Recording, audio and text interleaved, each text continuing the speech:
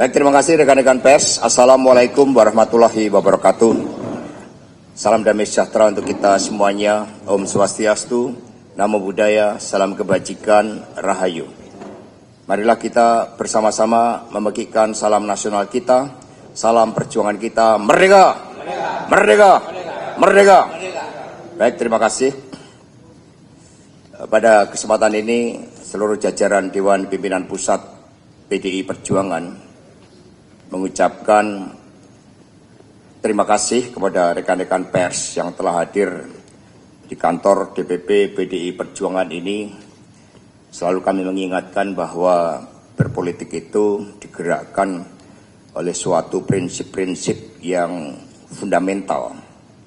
Berdasarkan ideologi Pancasila, peranatan kehidupan yang baik untuk bangsa dan negara, serta cita-cita proklamasi yang diperjuangkan dengan susah payah oleh para pejuang kemerdekaan bangsa.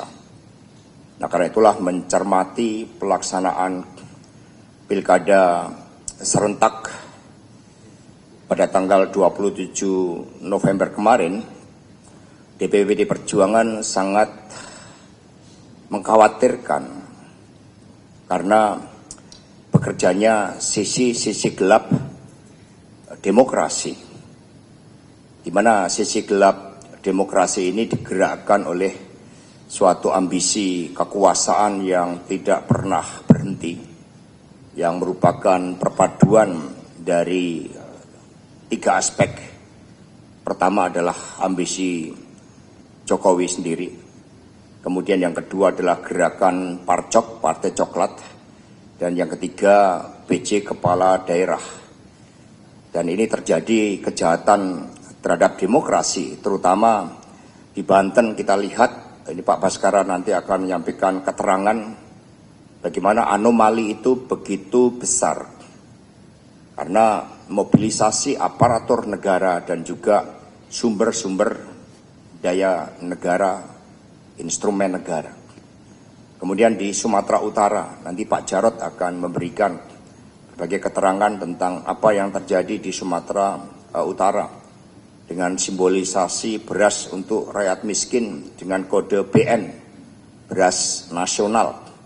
Sebagai akronim juga BN dari Bobi Nasution.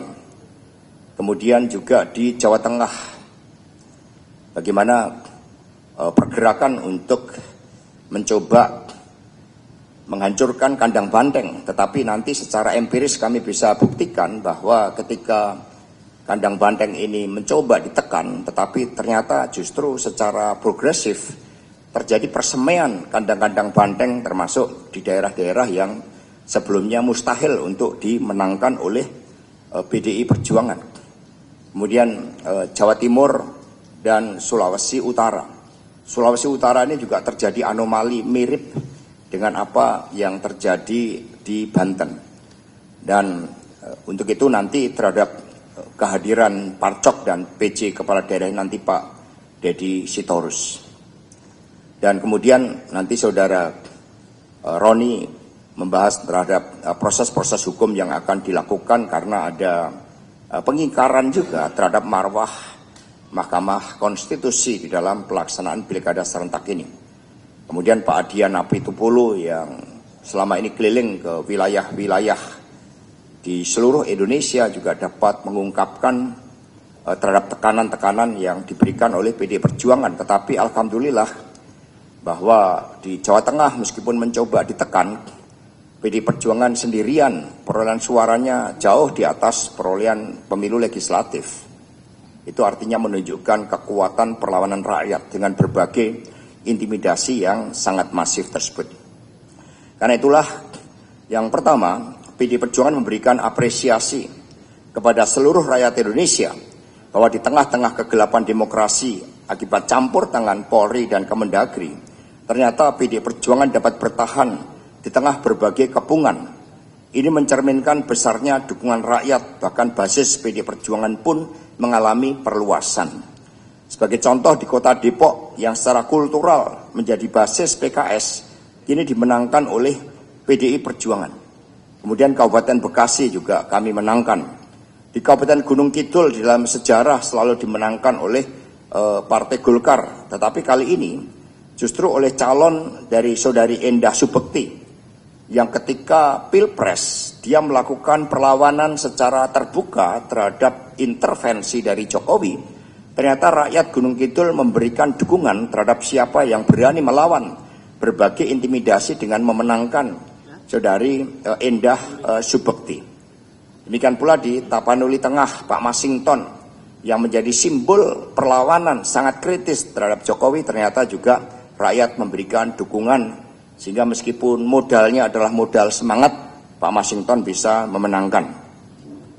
Kemudian di Kabupaten Tapanuli Tengah sudah saya sampaikan, Tebing Tinggi, kota Tebing Tinggi tidak pernah dimenangkan oleh PD Perjuangan.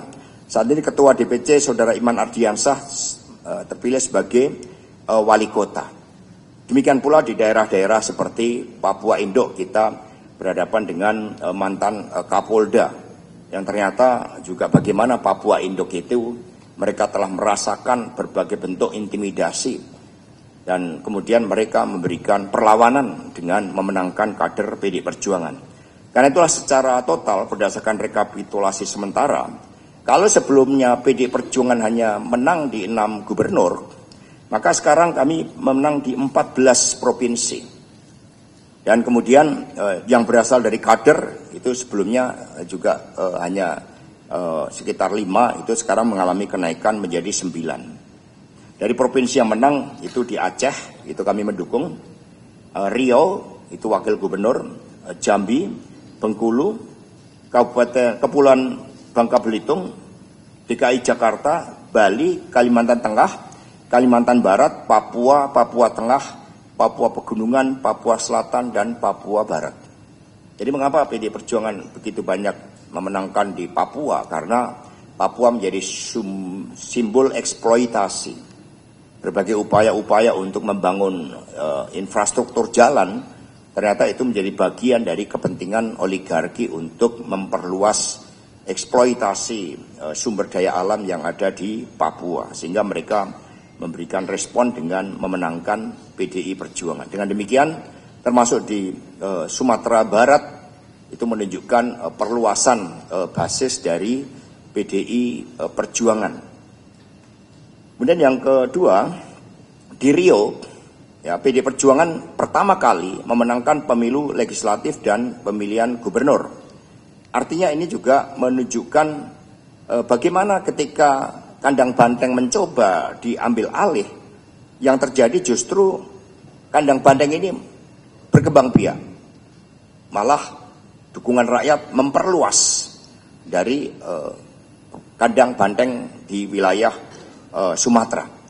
Termasuk apa yang terjadi di Jakarta ini. Tadi Mas Pramono Anung sudah mengumumkan bagaimana berdasarkan perhitungan real count di Jakarta dapat dimenangkan 1 putaran.